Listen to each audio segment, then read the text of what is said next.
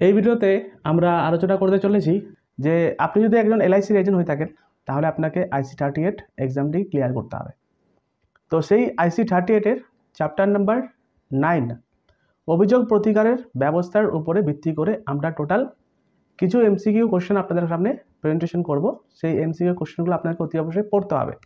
যদি আপনারা এই কোশ্চেনগুলো পড়েন তাহলে আপনারা মোটামুটি এই অভিযোগ প্রতিকারের ব্যবস্থার যে চ্যাপ্টারগুলো রয়েছে এই চ্যাপ্টারের মধ্যে সমস্ত কোশ্চেন কমন পেয়ে যাবেন।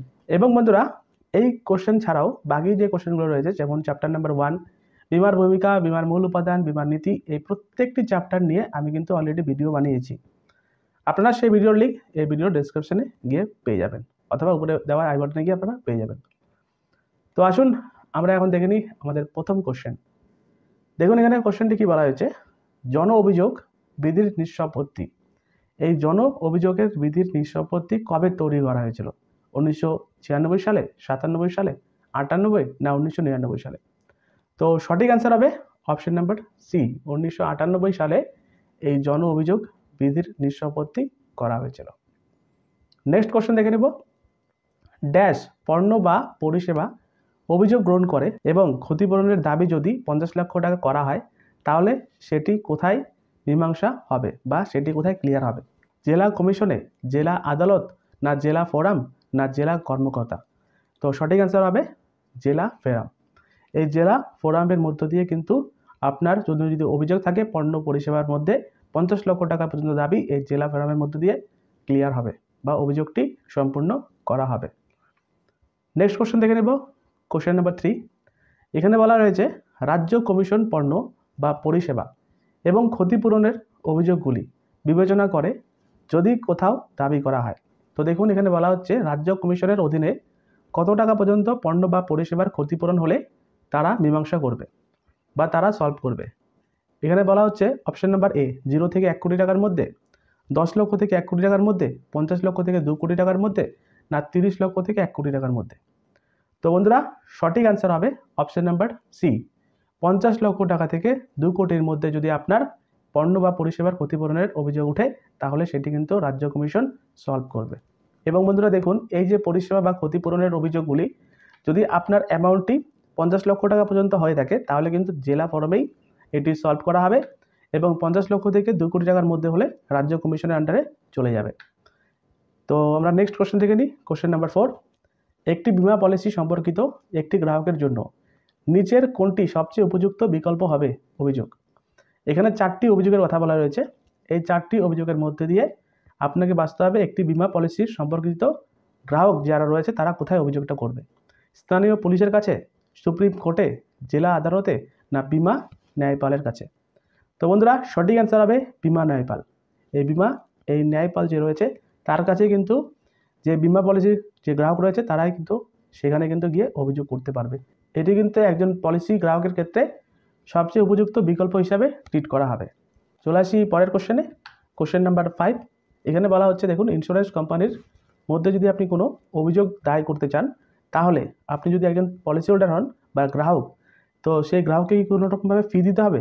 তো দেখুন এখানে বলা হচ্ছে ধরে নিচ্ছি আপনি একজন পলিসি হোল্ডার বা আপনি একজন গ্রাহক এবং আপনি একটি ইন্স্যুরেন্স পলিসি পারচেস করেছেন এবং সেই ইন্স্যুরেন্স কোম্পানির বিরুদ্ধে আপনি একটি অভিযোগ দায়ের করতে চান। তো সেক্ষেত্রে কি আপনাকে কোনো রকমের ফি দিতে হবে? এখানে বলা হচ্ছে অপশন 4টি। আপনি যা প্রিমিয়াম জমা করেছেন সেই প্রিমিয়ামের 10%, আপনি যা দাবি করছেন সেই দাবির 10%, না দাবির পরিমাণের 15%, না কোনো রকমের ফি দিতে হবে না? তো বন্ধুরা সঠিক অ্যান্সার হবে অপশন নাম্বার ডি। আপনি একজন গ্রাহক, আপনি কোম্পানির বিরুদ্ধে আপনি অভিযোগ দায়ের করতেই পারেন, তার জন্য আপনাকে কোনো রকমভাবে ফি দিতে হবে না। Question number 6, IGMS। এই IGMS এর ফুল ফর্ম কি?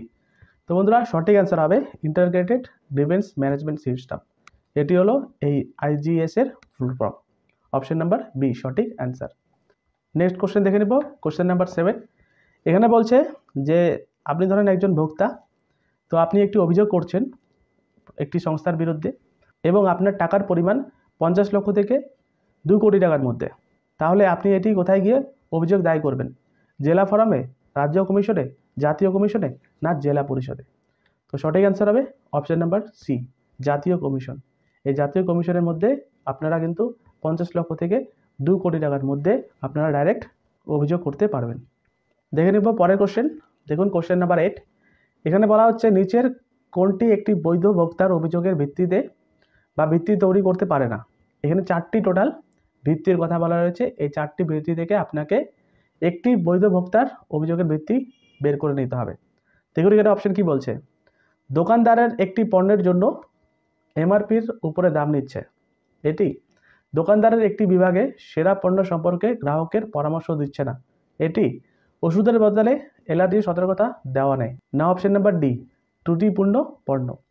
তো বন্ধুরা সঠিক অ্যান্সার হবে অপশন নাম্বার বি, দোকানদার একটি বিভাগে সেরা পণ্য সম্পর্কে গ্রাহকদের যদি পরামর্শ না দেয়, এটি একটি বৈধ ভোক্তার অভিযোগের ভিত্তিতে তৈরি করতে পারে না। আপনি যেটা সেল করছেন তো সেটা সম্পর্কে কিন্তু আপনার গ্রাহককে সঠিক পরামর্শ দিতেই হবে। তো এটি কিন্তু বৈধ ভোক্তার অভিযোগের মধ্যে পড়ে না। তো দেখে নেব কোশ্চেন নাম্বার 9, এখানে বলা হচ্ছে একজন বীমা ন্যায্যপালের কাছে কিভাবে অভিযোগ করবে। লিখিত অভিযোগ করতে হবে, মৌখিকভাবে বা ফোনে আপনি করতে পারবেন। না অপশন নাম্বার সি, অভিযোগটি ডাইরেক্ট আপনি মৌখিকভাবে মুখোমুখি পদ্ধতিতে বলবেন। না অপশন নাম্বার ডি, সংবাদপত্রে বিজ্ঞাপনের মাধ্যমে অভিযোগ করতে পারবেন। তো সঠিক অ্যান্সার হবে আপনাকে লিখিতভাবে অভিযোগ করতে হবে। আপনি যদি একজন বীমা ন্যায্যপালের কাছে অভিযোগ করতে চান তাহলে আপনাকে লিখিতভাবে অভিযোগ করতে হবে। পরের কোশ্চেন দেখে নিই। দেখুন এখানে বলা হচ্ছে একটি প্রাইভেট বীমাকারীর বিরুদ্ধে অভিযোগ দায়ের করা যেতে পারে কি। এখানে বলছে যে আপনি ধরেন একটি প্রাইভেট কোম্পানির বিরুদ্ধে অভিযোগ করতে যাচ্ছেন, তো সেটা কি আপনি করতে পারবেন। তো এখানে বলা হচ্ছে দেখুন অভিযোগ শুধুমাত্র পাবলিক বীমাকারীর বিরুদ্ধে চালু করা যেতে পারে। অপশন নাম্বার বি, হ্যাঁ ব্যক্তিগত বীমাকারীর বিরুদ্ধেও আপনি অভিযোগ করতে পারেন। বা অপশন নাম্বার সি, শুধুমাত্র লাইফ সেক্টরে ব্যক্তিগত বীমাকারীর বিরুদ্ধে অভিযোগ করা যেতে পারে। না অপশন নাম্বার ডি, শুধুমাত্র নন লাইফ সেক্টরে ব্যক্তিগত বীমাকারীদের বিরুদ্ধে অভিযোগ করা যেতে পারে। তো সঠিক অ্যান্সার হবে অপশন নাম্বার বি, হ্যাঁ আপনি ব্যক্তিগত বীমাকারীর বিরুদ্ধে অভিযোগ করতে পারবেন। তো এবার আমরা দেখে নিব আমাদের এই অধ্যায় নম্বর 9 বা অভিযোগ প্রতিকারের ব্যবস্থার সর্বশেষ কোশ্চেন, কোশ্চেন নাম্বার 11। এখানে বলা হচ্ছে ন্যায়পালের কাছে অভিযোগ দাখিলের সময়সীমা কত। আপনি ধরেন ন্যায়পালের কাছে একটি অভিযোগ দাখিল করলেন, সেই অভিযোগটি কতদিনের মধ্যে সলভ করতে হবে বা সেই অভিযোগ করার পর আপনাকে কতদিন সময় দেওয়া হবে, সেই সময়ের মধ্যে এটি সলভ হয়ে যাবে। দেখুন এখানে বলা হচ্ছে বীমাকারীর অভিযোগ প্রত্যাখ্যান করার, মানে আপনি যে অভিযোগটি করলেন সেই অভিযোগ প্রত্যাখ্যান করার 1 বছরের মধ্যে, 1 মাসের মধ্যে, 1 সপ্তাহের মধ্যে, না 1 দিনের মধ্যে। সঠিক অ্যান্সার হবে অপশন নাম্বার এ। আপনি যে এই ন্যায়পালের কাছে অভিযোগ দাখিল করলেন সেই অভিযোগের ভিত্তিতে 1 বছরের মধ্যে আপনার অভিযোগের সময়সীমা থাকবে। সেই 1 বছরের মধ্যে কিন্তু আপনার এই কাজটি বা অভিযোগের কাজটি যেটি হলো ন্যায়পাল সেটি কিন্তু সলভ করে দেবে। তো এটি ছিল ভিডিও, ততক্ষণ দেখতে থাকুন বেঙ্গলি সোর্স টেক। ধন্যবাদ, নমস্কার।